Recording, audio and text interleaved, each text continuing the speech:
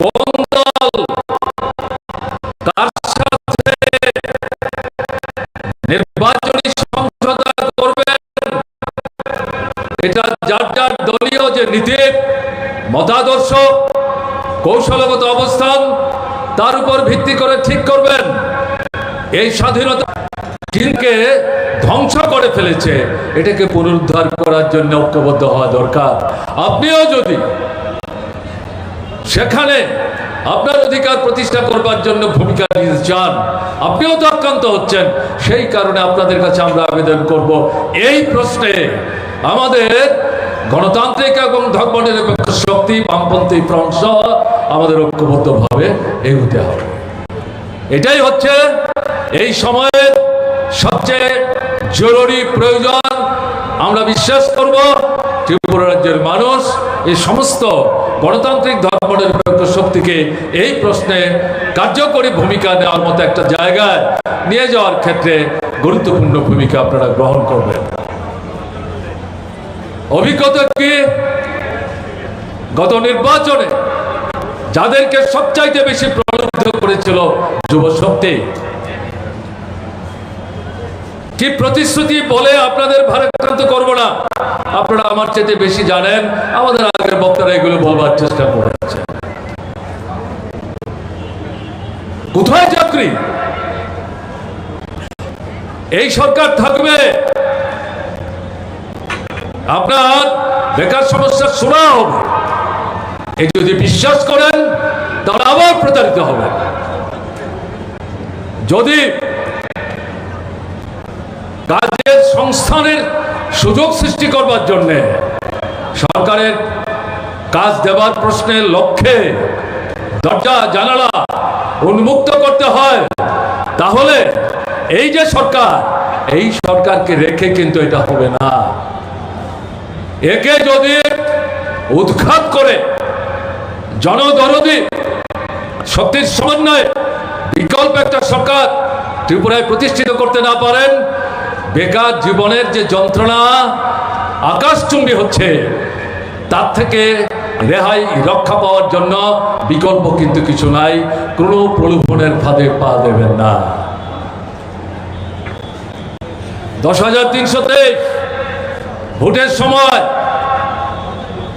তাদেরকে যে প্রলোভন দেখিয়েছিলেন, যারা এদের মুখের গ্রাস হরণ করেছে, তারাই মিলিতভাবে গত ভোটের লড়াই তাদেরকে প্রলুব্ধ করে একটা অংশকে ব্যবহার করার চেষ্টা করেছে। তাদেরকে আমরা অপরাধী করছি না। 55 মাস হয়ে গেল, কোথায় কাজ? বরং কথা বলবার চেষ্টা করলে পরে আক্রান্ত হচ্ছেন। মুখ্যমন্ত্রীর বাড়ির সামনে, সচিবালয়ের সামনে অথবা বিধানসভার সামনে এই পরিস্থিতির অবসান ঘটাতে গেলে পর 10,323 তাদের প্রতি সুবিচার করতে গেলে পর, তাদের মুখের গ্রাস তাদেরকে ফিরিয়ে দিতে গেলে পর, এই সরকারকে ক্ষমতার থেকে উচ্ছেদ না করতে পারলে পর, জনদরদি কোনো একটা শক্তির হাতে সামনের দিনে সরকার পরিচালনার দায়িত্ব তুলে দিতে না পারলে পর এই সমস্যার কোনো সমাধান নাই। হাজার হাজার কর্মচারী, এরা স্থায়ী নাও হতে পারে, তাদেরকে একটা আক্রোশমূলক দৃষ্টিভঙ্গি নিয়ে ছাঁটাই করে দিয়েছে, তাদের কাজ হরণ করেছে। এদেরকে যদি এই অধিকার ফিরিয়ে দিতে হয়, তাহলে মানুষকে ঐক্যবদ্ধ করে এই যে দুঃশাসনের সরকারটা চলছে, যুবশক্তির বিরুদ্ধে যে যুদ্ধ ঘোষণা করেছে, এদেরকে যদি ক্ষমতাচ্যুত করা না যায়, তাহলে এই সমস্যার তো সমাধান হবে না। কাজে এই বিষয়ের প্রতি আপনাদের দৃষ্টি আকর্ষণ করবার চেষ্টা করছি। শুধু বড় সমাবেশে অংশগ্রহণ করলেই কিন্তু চলবে না, এখান থেকে নতুন করে প্রতিজ্ঞা নিতে হবে, দৃঢ় দৃষ্টিভঙ্গি নিয়ে এলাকায় ফিরে যেতে হবে, নতুন মানুষের কাছে কিন্তু আমাদের পৌঁছতে হবে। এটা করতে না পারলে পর মূল লক্ষ্যে কিন্তু পৌঁছা যাবে না। কোথায় কেন্দ্রীয় সপ্তম বেতন কমিশন আমাদের শিক্ষক কেরানি কর্মচারী বন্ধুদের মাথা খারাপ করে দিয়েছিল গত বিধানসভা নির্বাচনে। আমি বিস্তৃত কাহিনীতে যেতে চাই না, দিয়েই তো পাচ্ছেন না। মাত্র 8টা দিয়ে দিয়েছে। বামফ্রন্ট সরকারের সময় বছরে 2টো করে দিয়ে দিত, 5 বছরে 10টা দিয়ে। আপনাদের চাহিদা মতো দিতে না পারলেও এই নিয়ম রক্ষা করে এই ভূমিকা তো সরকার পালন করার চেষ্টা করেছে। এই সরকার যারা 7 সেন্ট্রাল পে কমিশন কার্যকরী করবেন আপাতমস্তক নিজেরাই করলেন না কেন্দ্রের সরকারে, তাদের দলের দ্বারা পরিচালিত রাজ্যের যে সরকার যেটা করছে না তারা ত্রিপুরায় করে দেবে। বিভ্রান্ত হয়েছিলেন আপনারা, এখন দিয়ে পাচ্ছেন না।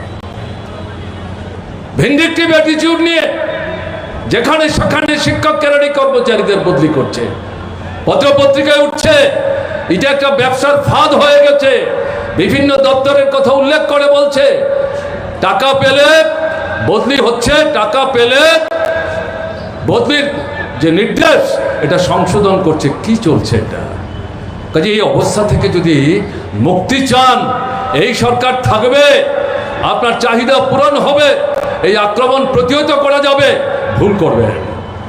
তাই আবেদন করব এই সরকারটাকে উৎখাত করবার জন্যে, গণতান্ত্রিক শক্তি তাদেরকে ঐক্যবদ্ধ করবার জন্যে, জনগণের প্রতি দায়বদ্ধ যারা তাদেরকে নূতন করে সামনের লড়াইয়ে এই সরকারে প্রতিষ্ঠিত করবার জন্য আপনাদের কিন্তু ঘরে ঘরে শপথ নিতে হবে।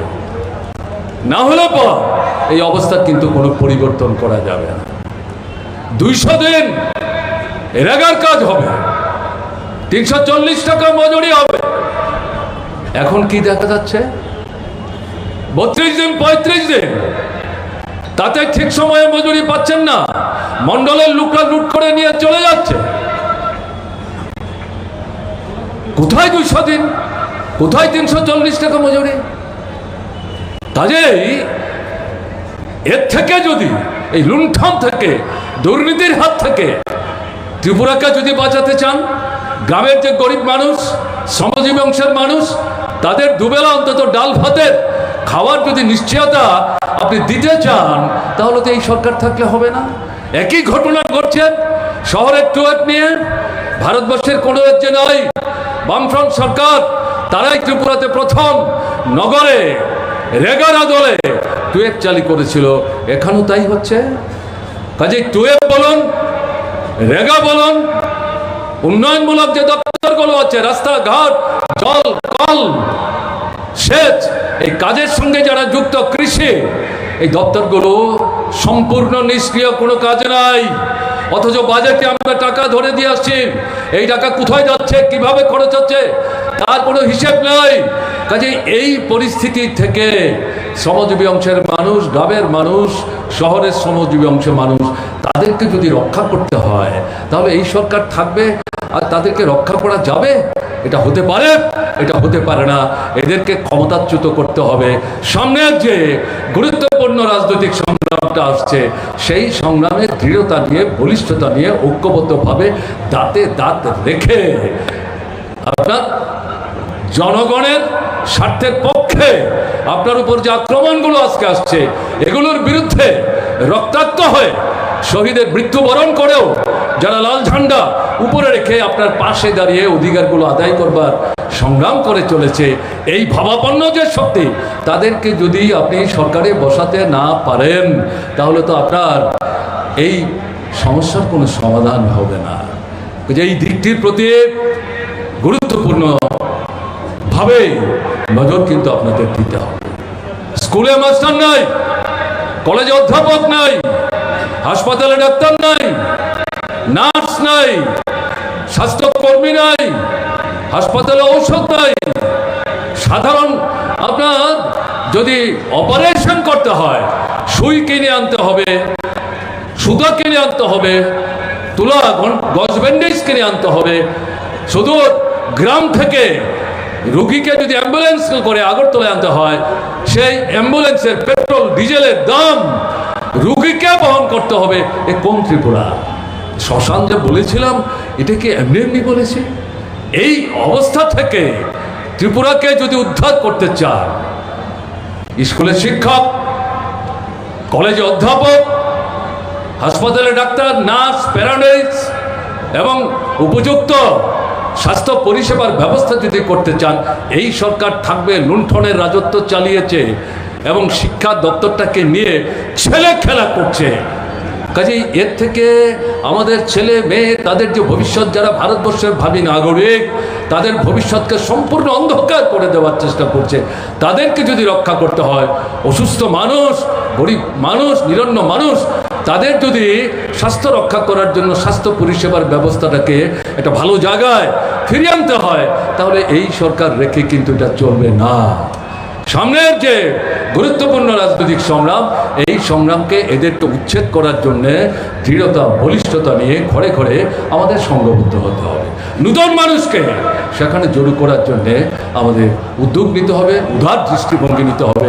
না হলে শুধু আমরা মার্ক্সবাদী কমিউনিস্ট পার্টি, বামফ্রন্ট, আমরা যদি মনে করি আমাদের শক্তির জুড়ে সব কিছু হয়ে যাবে, তাহলে এটা নিজের শক্তিকে বাড়িয়ে চিন্তা করা হবে। মানুষ তো বিভ্রান্ত, তাদেরকে বিভ্রান্ত করার জন্য প্রতিনিয়ত চেষ্টা চক্রান্ত চলছে জাতীয় স্তরে আমাদের রাজ্যে।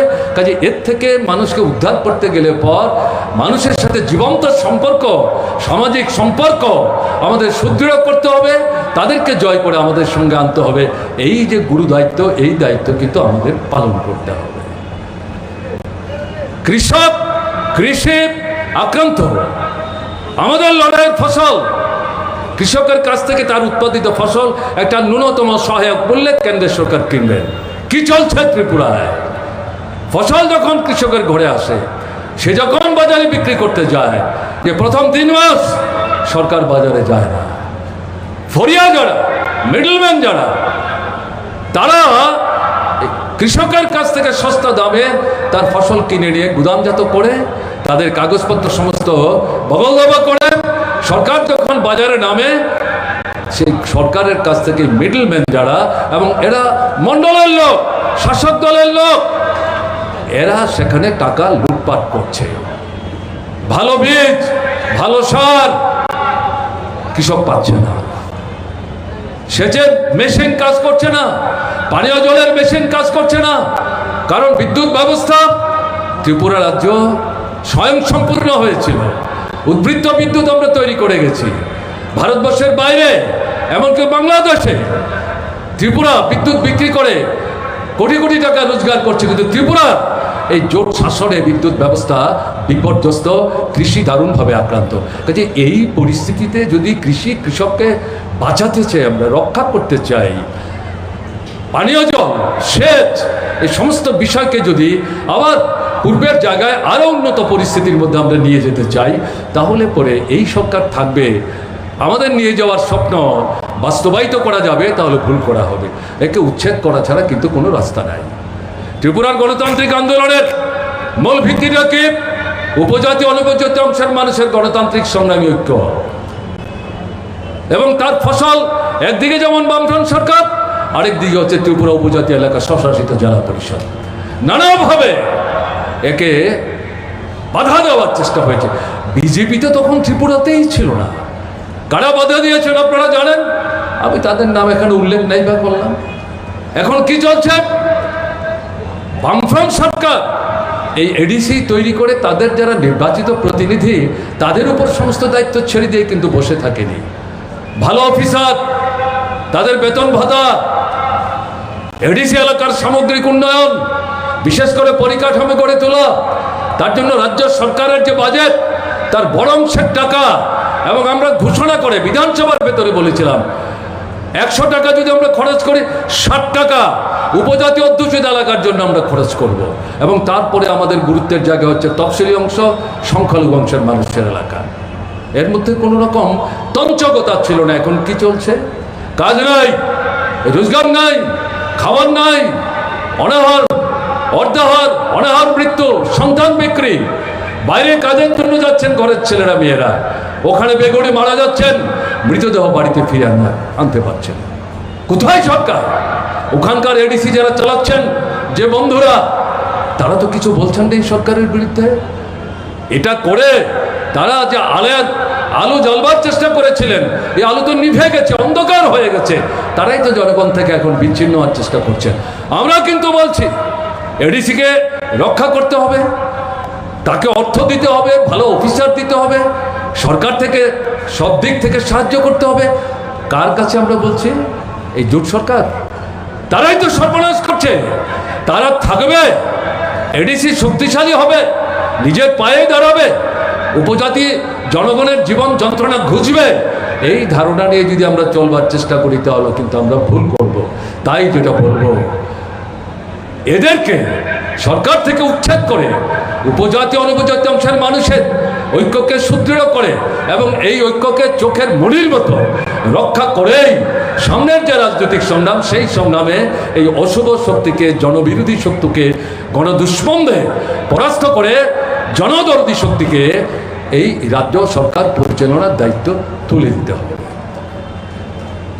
অফিসের শিক্ষক, কেরানি, কর্মচারী, অফিসার তারা সম্মান নিয়ে, মর্যাদা নিয়ে কাজ করতে পারছে না। অফিসের ভেতরে প্রত্যক্ষভাবে, শারীরিকভাবে আক্রান্ত হয়ে যাচ্ছে। কি চলছে এটা? এটা চলতে দেবেন? এটা চলতে দেওয়া যায়? এই সরকারকে রেখে এই অবস্থার মধ্যে পরিবর্তন আনা যাবে না। এই কারণেই এই সরকারটাকে পরাস্ত করতে হবে। ব্যবসা বাণিজ্য কি চলছে? মানুষের তো পয়সা নেই। পয়সা না থাকলে জিনিসপত্রের কেনাবেচা কি হবে? এই যে শারদ উৎসবের মাস চলছে, সামনে কালী পূজা হবে, তারপরের দিন ভ্রাতৃ দ্বিতীয়া, তারপর এক মাসের এই কর্মসূচি শেষ হবে। এই মাসটার জন্য ব্যবসায়ীরা যেমন অপেক্ষা করেন, উপজাতি অনুপজাতি নির্বিশেষে, হিন্দু মুসলমান নির্বিশেষে আমাদের ত্রিপুরার মানুষ আদি অনাদিকাল থেকে এই সময়টার জন্য অপেক্ষা করতেন। এখন কি বিমর্ষ। এই অবস্থা থেকে ত্রিপুরাকে যদি উদ্ধার করতে হয়, এই অর্থনৈতিক সংকটের হাত থেকে ব্যবসা বাণিজ্যের সাথে যারা যুক্ত, তারা থেকে শুরু করে পরিবহন শিল্পের সাথে যারা যুক্ত, তাদেরকে যদি রক্ষা করতে হয়, সাধারণ মানুষকে যদি বাঁচাতে হয়, এই সরকার উচ্ছেদ করা ছাড়া কোনো বিকল্প নাই। শ্রমিকরা লড়াই করে যে অধিকারগুলো আদায় করেছে স্বাধীনতার পর, এই বিজেপি সরকার সর্বভারতীয় ক্ষেত্রে একটার পর একটা অধিকারগুলি হরণ করে শোষক মালিক যারা, তাদের সুবিধার জন্য নতুন আইন তৈরি করছে। আমরা ত্রিপুরায় বামফ্রন্ট সরকার থাকার সময় এটাকে প্রতিহত করার চেষ্টা করেছি এবং শ্রম দপ্তর সেখানে শ্রমিকদের সঙ্গে বসে মালিকদের লুণ্ঠনের হাত থেকে শ্রমিকদের রক্ষা করবার জন্য, শ্রমজীবী মানুষদের রক্ষা করার জন্য ভূমিকা নেওয়ার চেষ্টা করেছে। এখন সম্পূর্ণ উল্টো হয়ে গেছে। মালিক, সরকার, শ্রম দপ্তর যে সরকারের প্রতিনিধিত্ব করে, তারা মিলে শ্রমিকদের ঠকাবার জন্য প্রতিনিয়ত ভূমিকা নিচ্ছে। আমি পেছনে যাব না। এই যে শারদ উৎসব চলছে, এই সময় তারা যে বোনাস পান প্রত্যেক বছর, গত বছর যা বোনাস পেতেন, নতুন বছরে এর চাইতে 1%, 2%, 3% বেশিরভাগ এবার উল্টো হয়ে গেছে। গতবার যা পেয়েছেন এবার তার চাইতে কম, অনেককে এখন পর্যন্ত বোনাসই দেওয়া হয়নি।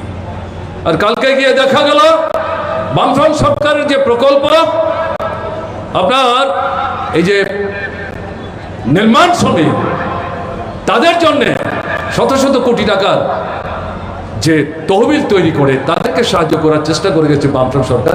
এখন তারা বাহবা নেওয়ার চেষ্টা করছেন, নাম পাল্টে, এবং অভিযোগ করার চেষ্টা করছেন বামফ্রন্ট সরকার, শ্রম দপ্তর কোনো ভূমিকা নেয়নি। মুখের মতো জবাব দিয়েছেন সিআইটিইউ ত্রিপুরার সাধারণ সম্পাদক কমরেড শঙ্কর দত্ত গতকাল 24 ঘন্টার ব্যবধানে সাংবাদিক বন্ধুদের ডেকে। কোনো জবাব নাই। কাজে এই পরিস্থিতিতে শ্রমিক শ্রমজীবীদের স্বার্থ রক্ষা করতে গেলে পরে এই সরকারটা থাকবে, স্বার্থ রক্ষিত হবে, লুণ্ঠিত অধিকারগুলি পুনরুদ্ধার করা যাবে, এই ভাবনা নিলে কিন্তু ঠিক হবে না, আবার ঠকতে হবে। তাই আপনাদের কাছে আমাদের যেটা আবেদন থাকবে, সামনের যে রাজনৈতিক গুরুত্বপূর্ণ সংগ্রাম, সেই সংগ্রামের জন্য ঘরে ঘরে প্রস্তুতি শুরু করতে হবে এবং দৃঢ়তা নিয়ে, বলিষ্ঠতা নিয়ে এদেরকে পরাস্ত করে জনগণের স্বার্থের কথা ভাবে লড়াইয়ের ময়দানে ভূমিকা নেয় এরকম যে শক্তি, এটা জনতার সরকার, এরকম একটা সরকার প্রতিষ্ঠা করার জন্যে কিন্তু আপনাদের একটা বলিষ্ঠ রাজনৈতিক অবস্থান গ্রহণ করতে হবে। মানুষ যদি ঐক্যবদ্ধ হয় ধর্ম, বর্ণ, সম্প্রদায়ের ঊর্ধ্বে, এবং তারা যদি দৃঢ়তা নিয়ে, বলিষ্ঠতা নিয়ে এগিয়ে নিয়ে যাওয়ার চেষ্টা করে, কে তাদের হারাবে? এবং আপনারা, আমরা যে কথাগুলি বলছি আপনাদের কথাই আমরা বলছি, আপনাদের থেকে জেনে শুনে বুঝে নিয়ে আপনারা তো সত্যের পক্ষে দাঁড়াচ্ছেন, ন্যায়ের পক্ষে দাঁড়াচ্ছেন, অন্যায়ের বিরুদ্ধে দাঁড়াচ্ছেন। কাজে আপনাদের তো হারাবার কিছু নেই।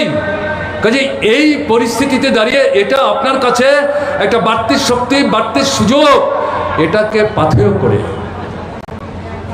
সাহসে ভর করে এই অশুভ শক্তির বিরুদ্ধে রুখে দাঁড়াতে হবে।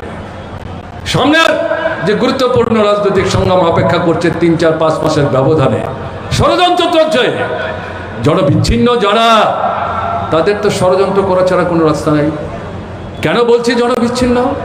না হলে 10 মাস আগে মুখ্যমন্ত্রী পাল্টায়, না হলে যাকে মুখ্যমন্ত্রী করেছেন তাকে জিতিয়ে আনবার জন্যে ত্রিপুরার 8টা-10টা মহকুমা থেকে 3 দিন আগে রাজনৈতিক দুর্বৃত্তদের জড়ো করে আগরতলার মানুষের ভোটের অধিকার হরণ করে এইভাবে জয় নিশ্চিত করতে হয়। এটা লজ্জার কথা, মাথা হেট হয়ে যাওয়ার কথা। এটা শক্তির লক্ষণ না।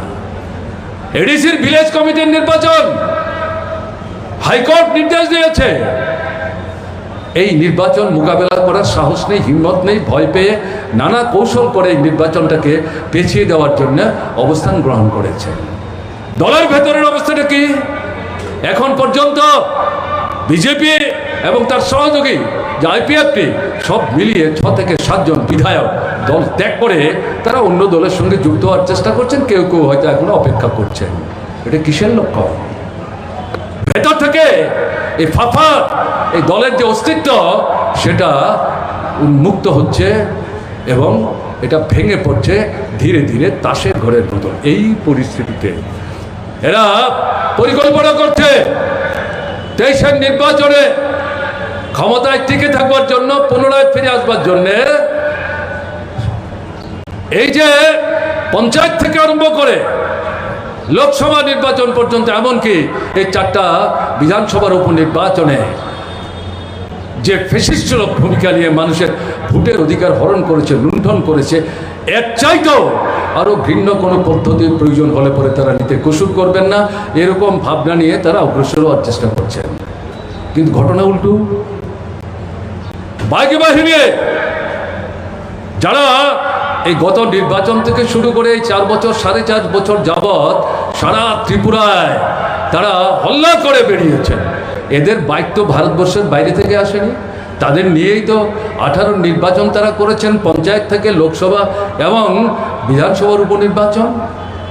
এখন কেন উত্তরপ্রদেশ থেকে আগাম 300 বাইক আনতে হচ্ছে? ত্রিপুরায় কি বাইকের অভাব দেখা দিয়েছে? বাইক আছে, চালাবার লোক পাচ্ছে না। যুবকদের মধ্যে একটা আত্ম অনুসন্ধানের মধ্য দিয়ে তারা বুঝতে পারছেন আমরা প্রতারিত, প্রবঞ্চিত, প্রলুব্ধ হয়েছিলাম, নিজের পায়ে নিজেরা করুন লাগছে, এটা বুঝতে পারছেন। এবং এদের গোপন আলোচনা হচ্ছে ভোটের আগে 1 মাস, 1.5 মাস, 2 মাস আগে ভারতবর্ষের বাইরে থেকে নাকি 10,000 কর্মী আনবে, পৃষ্ঠা প্রমুখ থেকে শুরু করে মণ্ডল পরিচালনার জন্য। তাদের তো ভোট নেই, তাদের কেন আনবেন? তাহলে ত্রিপুরায় আপনারা যারা নিজেরা দাবি করেছিলেন আপনারাই সর্বশক্তিমান, 2047 পর্যন্ত এই ত্রিপুরায় আপনাদেরই সরকার থাকবে, দেশে তো থাকবেই, তাহলে এই পরিস্থিতিতে দাঁড়িয়ে বাইরে থেকে কেন 10,000 কর্মী আনতে হবে? মানুষ পাচ্ছেন না। এই ঘটনাগুলো কিন্তু পরিষ্কার বুঝিয়ে দিচ্ছে তারা দুর্বলতায় ভুগছে, ভীত সন্ত্রস্ত, মানুষের উপর আস্থা রাখতে পারছে না, কারণ মানুষ তাদের উপর আস্থা হারিয়েছে। যে এই পরিস্থিতিতে নানা ধরনের ষড়যন্ত্র চক্রান্ত করবে, যে সম্পর্কে কমরেড সীতারাম ইয়েচুরি বারবার আপনাদেরকে সতর্ক করার চেষ্টা করছে। তার সাথে কণ্ঠ মিলিয়ে আমি বলবো, সমস্ত ষড়যন্ত্র মানুষ ঐক্যবদ্ধ হলে পর, সাহস নিয়ে মানুষ যদি এগিয়ে যেতে পারে, মানুষের পক্ষে কিছু অসম্ভব না, সমস্ত অসম্ভবকে মানুষই সম্ভব করতে পারে। এই দৃঢ়তা নিয়ে আপনাদের কাছে আবেদন করব, এগিয়ে যান। জয় আপনাদের জন্য অপেক্ষা করছে। নূতন ইতিহাস তৈরি করবার জন্য লড়াইয়ের ময়দানে আপনারাই ভূমিকা গ্রহণ করবেন, এই প্রত্যাশা নিয়ে আপনাদেরকে অভিনন্দন জানিয়ে আমি আমার কথা বলা শেষ করছি। আপনারা ভালো থাকবেন, আমার নমস্কার নেবেন।